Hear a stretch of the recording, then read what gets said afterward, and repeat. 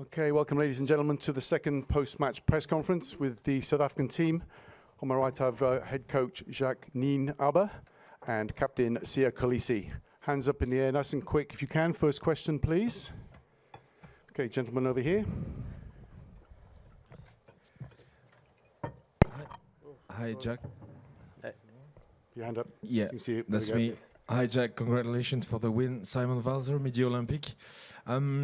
Once again, the bomb squad worked really well, and some players appear to have been better performers than the starters. Are you considering changing your starting team, because these guys from the bomb squad are always having a huge impact on the game? Yeah, like I've mentioned before, in terms of our team selection. Sometimes when we select a team and it's a 7-1, there's a big thing about the bench, or 5-3. It might be a 8-0 next week, or 4-4, or 6-2. But the main thing, it's a squad of 23 players, and everybody's got a role and a responsibility. So the fact that the bomb squad or the guys off the bench come onto the field is because the guys who started laid the foundation, you know. So. I think that's that sometimes people miss. They see the performance of the guys coming on, but you don't know how much the starters took out of the team that they play against. So, no, it is 100% something that we discuss with the players, and they understand how it works. It's not, we don't have an A and a B side, or it's not, the bench is not sometimes we will start with a guy like Ox, and then Kolisi is on the bench. So we don't operate like that. Gentleman on the right, the back. Hi, Jacques. Just a question. 1 point victory against France, 1 point victory against England today. Was there a moment during the match that you were perceiving maybe this match slipping away, or there was always confidence and trust in what the guys were doing on the pitch? Thank you.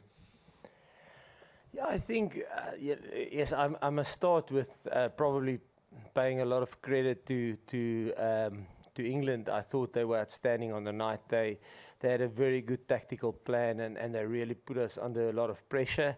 And it's something that we will have to go and have a look at, and we will have to improve in terms of that. For if New Zealand decides to maybe use the same tactic.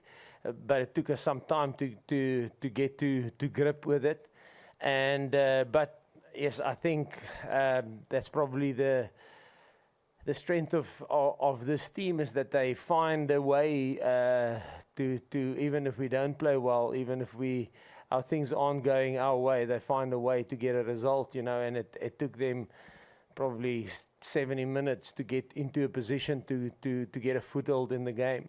But the one thing they just refused to give up, and they fought to the end. So very, very proud of that. Gentleman on the left, up at the back. Thank you. Anesta Kurebirunji from Kao Sports in Uganda. Captain Sia. From the start of the tournament, there's been messages from the Rugby Africa president to the box.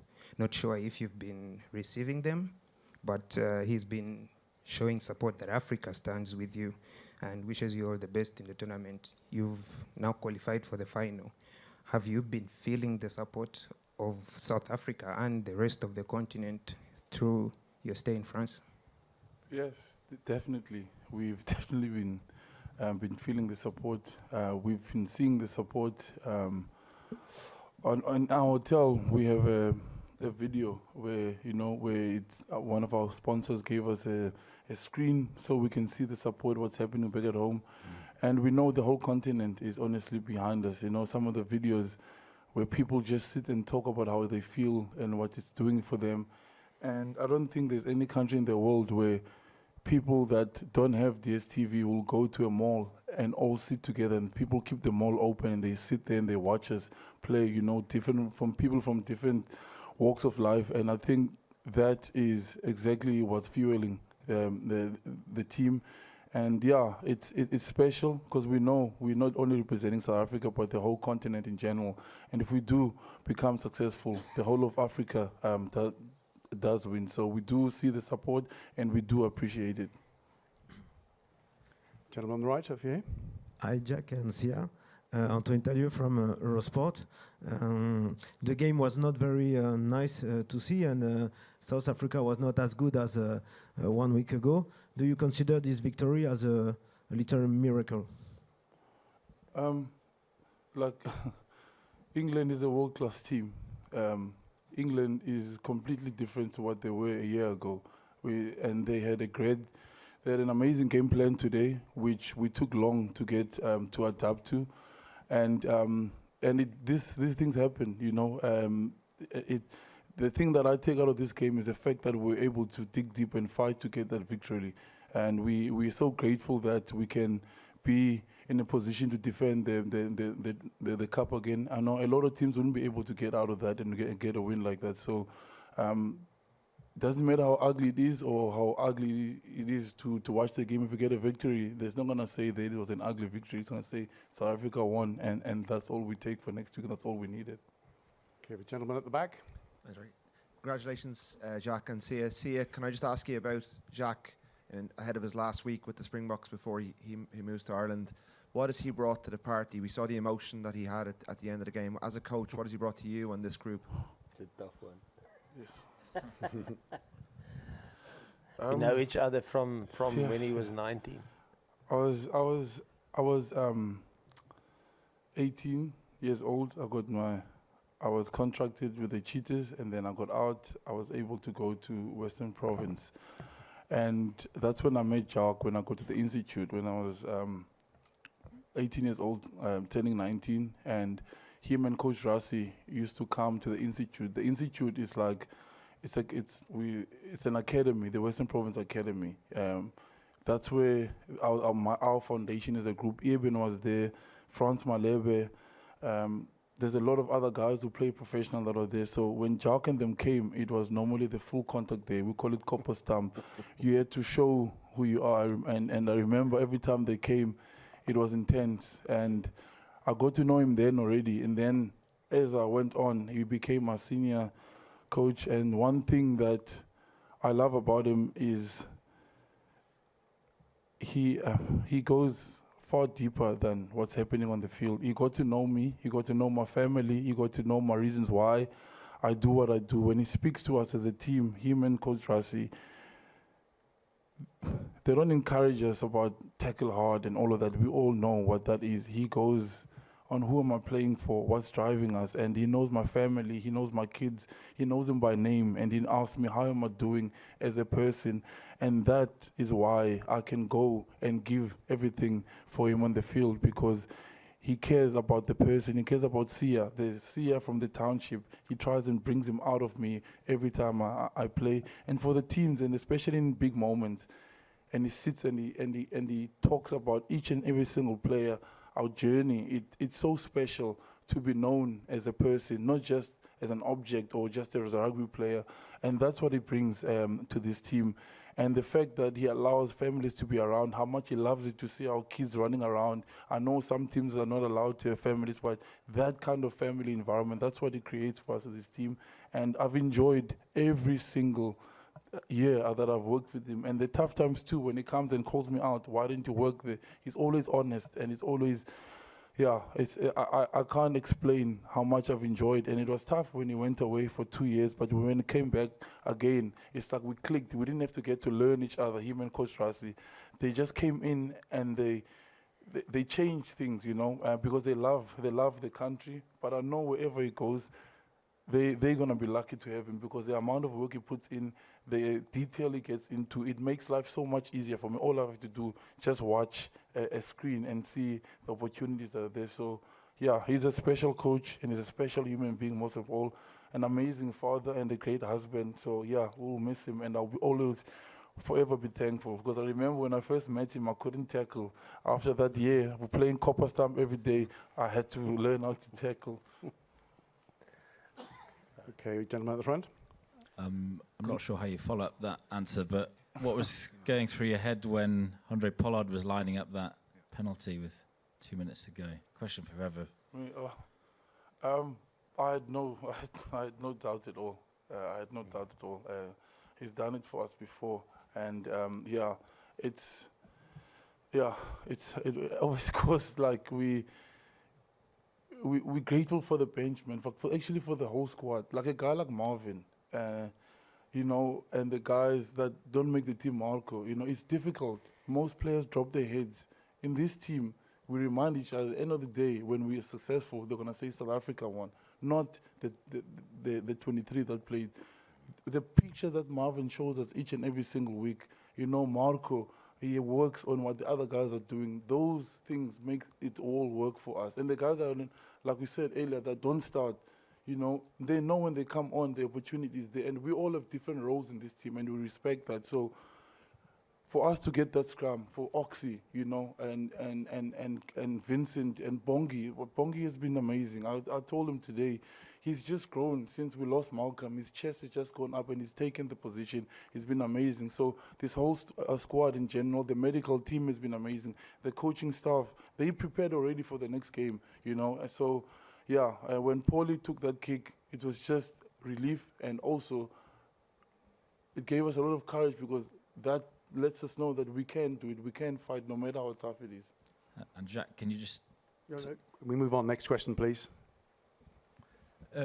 Congrats, Sia and Jacques. Sia, just one for you. Just a word on Ox scrumming, and Jacques, what was better for you? Pollard's line kick before RG's try or his penalty kick? Ox and the guys behind him have been special, you know, and we take pride in our scrums. It took a while, and I think the guys that started, we grinded as hard as we could, you know, and that's an important thing. We try and lay the foundation, and sometimes it's difficult. England was never going to lay down and let us go over them. And the guys that came on, they really took it to another level, like they did last week. To Oxy, Vinci, and Bongi, who went 80 again, it was really special, and obviously the guys behind him. Yeah, in terms of the kicks of Andre, I think both, Hendrik, because I think if we struggled to get a foothold in the game and to get things going, and we needed, almost like in the 2019 World Cup quarterfinal, semi-final, you need a 60-meter maul, you need something special to break the game open, and I think that touch kick that set us up for the try. It's the only try that could score tonight. So in this weather and these conditions, I mean, to score a try against England, that's got an unbelievable defence, and that this is their first loss in this tournament, you know. So that was special, and then obviously big pressure on nailing that last kick for the win. Okay. Both. Hi, Jacques. On the left up here. Hi, Jacques. Your decision to remove your number 10 after 31 minutes, it was described as brave and brutal. But can you talk through the thinking there? Was it pre-planned? Was it game state? And if so, why? And how the player took it? How Mani kind of reacted to that? Yeah, I think like Sia said, that's the beauty of this group. We open and honest.